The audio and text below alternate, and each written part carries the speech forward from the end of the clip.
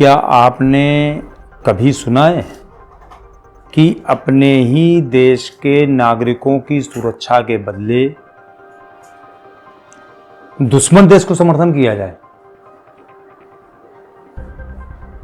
कांग्रेस ने किया ही है 1950 में,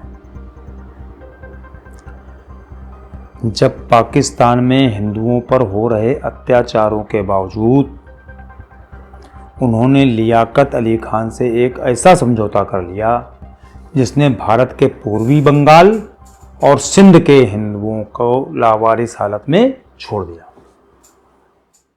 स्वागत है आपका विचार प्रवाह द सोशल पल्स बाय दीप मिश्रा में। इसमें अपनी इस सीरीज में हम चर्चा कर रहे हैं कांग्रेस के उन कार्यों के बारे में, उन कुकर्मों के बारे में जिसने इस देश के उस इतिहास को बदलने की कोशिश की, जिसकी वजह से बाद के समय में बहुत सारे अपने भारतीय नागरिकों ने अपने देश पर गर्व करना भी बंद कर दिया था। देश में हिंदू कहना अभिशाप हो गया था, अपने आप को हिंदू कहना।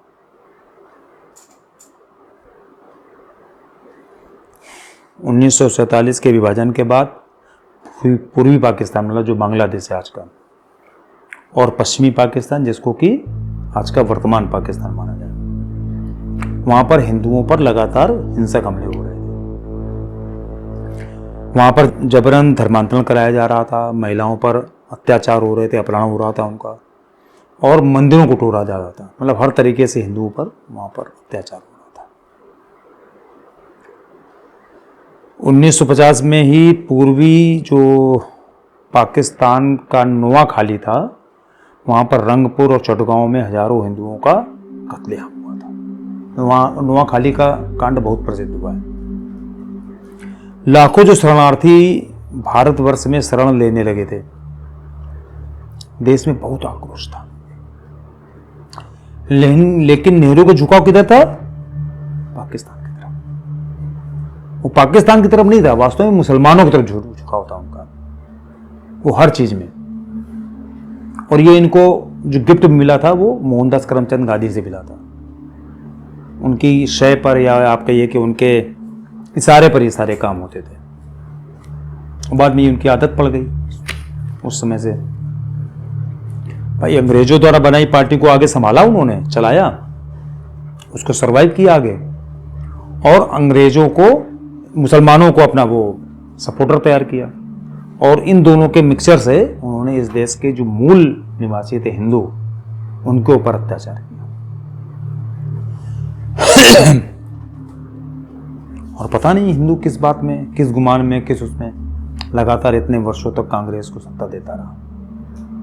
या तो वो इतना बेवकूफ था, या इतना मूर्ख था, या इतना डरा हुआ था। कुछ ना कुछ तो था कि उसको समझ में नहीं आता था कि नेहरू उसके साथ क्या कर रहा है।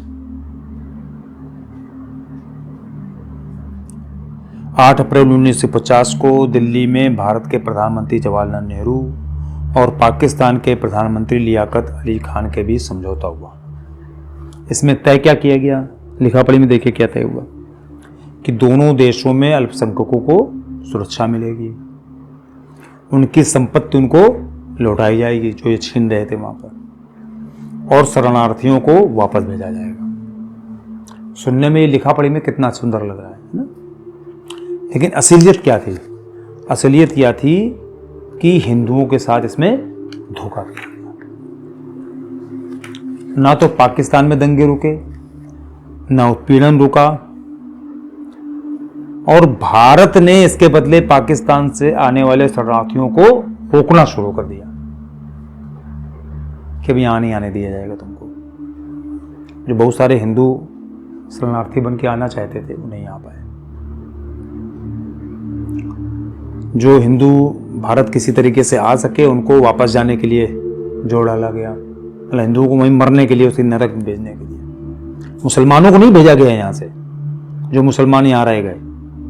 जितनी जमीन पाकिस्तान को दी गई थी मुसलमानों की पॉपुलेशन के कंपैरिजन में, उसके कंपैरिजन में मुश्किल से 30-40% ही मुसलमान यहाँ से गया था, बाकी मुसलमान से यहीं रह गया था।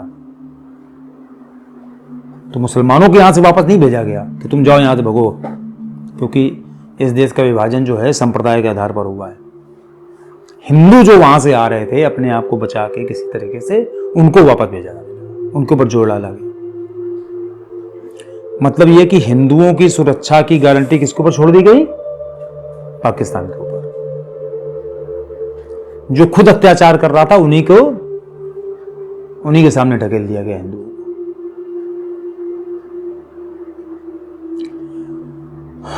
नेहरू और कांग्रेस का जो ये समझौता था, उससे कांग्रेस का वो पाखंड सामने आता है, वो भेदभाव सामने आता है जिसने कि हिंदुओं को अपने ही देश में दोयम दर्जे का नागरिक साबित कर दिया। उनकी धर्मनिरपेक्षता का मतलब क्या था? हिंदुओं की उपेक्षा करना।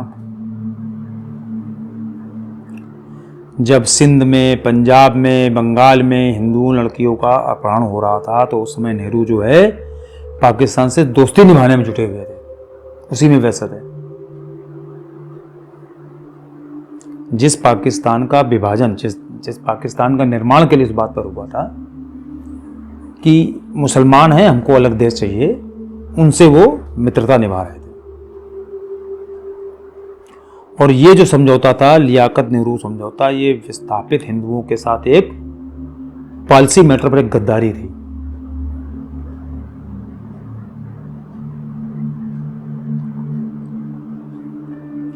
क्या कोई भी देश का नायक या नेता कहें अपने ही धर्म के, अपने ही देश के पीड़ितों को अपनी पॉलिटिकल जो कूटनीति है उसकी बलि चढ़ा देगा? वो चढ़ने देगा?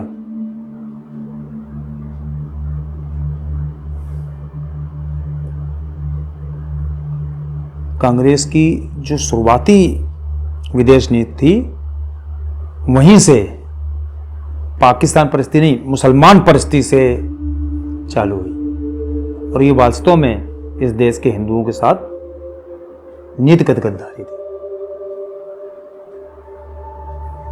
मतलब कांग्रेस ने एक इसको पॉलिसी मैटर के रूप में ले लिया कि उनको इस देश के जो हिंदू हैं उनके साथ गद्दारी करनी है।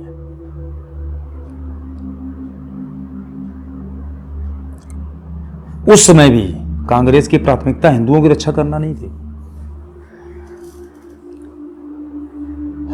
उनका फोकस इस बात पर था कि जो मुसलमान भारत में रह गए हैं उनका वोट कैसे हासिल करके रखा जाए।